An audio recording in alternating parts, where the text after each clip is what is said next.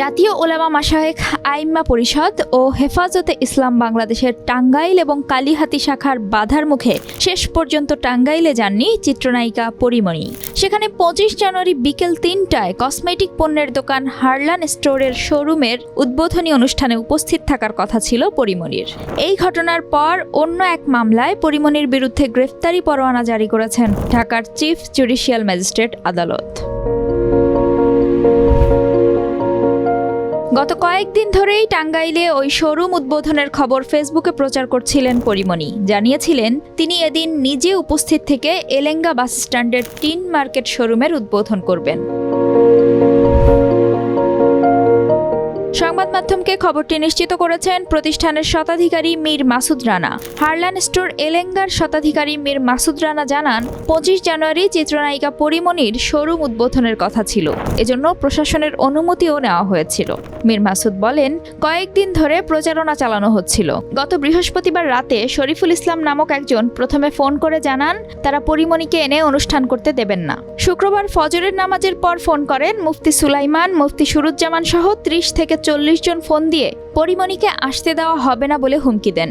তারা পরীমণি সম্পর্কে অশালীন মন্তব্যও করেন। শুক্রবার জুমার নামাজের পর বিক্ষোভ এবং শোরুমের সামনে অবস্থান কর্মসূচির ঘোষণা দেন।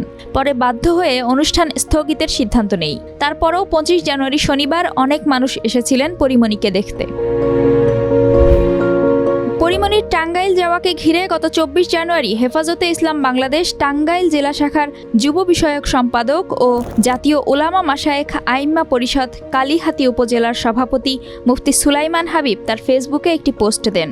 সেখানে তিনি লিখেন, এলেঙ্গা বাস স্ট্যান্ডে হারলান শোরুম উদ্বোধন করার জন্য একজন চিত্রশিল্পী অর্থাৎ পরীমণির আসার কথা ছিল।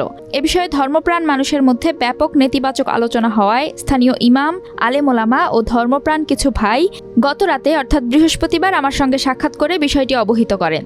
যার পরিপ্রেক্ষিতে আজ শুক্রবার সকালে স্থানীয় ওলামায়ে কেরাম সহ আমি শোরুমের মালিক মাসুদ ভাইয়ের সঙ্গে কথা বলি। সবার সম্মান রক্ষায় ঊর্ধ্বতন কর্তৃপক্ষের সঙ্গে যোগাযোগ করে প্রোগ্রাম স্থগিত করেন মর্মে আমাকে নিশ্চিত করেছেন। আমরা তার এই আন্তরিকতার জন্য কৃতজ্ঞতা প্রকাশ করছি। এসব ঘটনায় খানিকটা হতাশার সুরে ক্ষুব্ধ প্রতিক্রিয়া জানিয়েছেন পরীমণি। নিজের ভেরিফাইড ফেসবুক পেজে পরীমণি লিখেছেন, এত চুপ করে থাকা যায় নাকি? পরাধীন মনে হচ্ছে। শিল্পীদের এত বাধা কেন আসবে? ইনসিকিউর ফিল হচ্ছে। এমন স্বাধীন দেশে নিরাপদ নই কেন আমরা? মেহজাবিন পড়শি এর আগে এমন হেনস্থার শিকার হয়েছেন। ধর্মের দোহাই দিয়ে কি প্রমাণ করতে চলেছেন তারা? কি বলার আছে আর? এদেশে সিনেমা, বিনোদন সব বন্ধ করে দেওয়া হোক তাহলে কি আমরা ধরে নেব আমরা ইমোশনালি ব্যবহার হয়েছিলাম তখন, নাকি এখন হচ্ছি? কোনটা? এই দায়ভার কিন্তু আমাদের সবার নিতে হবে। এসব ঘটনার কয়েক ঘন্টা পর ব্যবসায়ী নাসির উদ্দিন মাহমুদের দায়ের করা মারধর, ভাঙচুর ও ভয় ভীতি দেখানোর মামলায় পরীমণির বিরুদ্ধে চার্জ গঠন করে বিচার শুরুর আদেশ দিয়েছেন আদালত। একই সঙ্গে আলোচিত এই নায়িকার বিরুদ্ধে হত্যা চেষ্টা মামলায় গ্রেপ্তারি পরোয়ানা জারি করা হয়েছে। 26 জানুয়ারি ঢাকার চিফ জুডিশিয়াল ম্যাজিস্ট্রেট আদালত সময় আবেদন নামঞ্জুর করে এই পরোয়ানা জারি করেন। এর আগে গত বছরের 18 মার্চ নায়িকা পরীমণির বিরুদ্ধে ব্যবসায়ী নাসির উদ্দিন মাহমুদের করা হত্যা চেষ্টা মামলার তদন্ত প্রতিবেদন দাখিল করে তদন্ত সংস্থা পুলিশ ব্যুরো অফ ইনভেস্টিগেশন বা পিবিআই। মামলার তদন্ত কর্মকর্তা পিবিআই ঢাকা জেলার পরিদর্শক মোহাম্মদ মনির হোসেন ঢাকার চিফ জুডিশিয়াল ম্যাজিস্ট্রেট আদালতে তদন্ত প্রতিবেদন দাখিল করেন।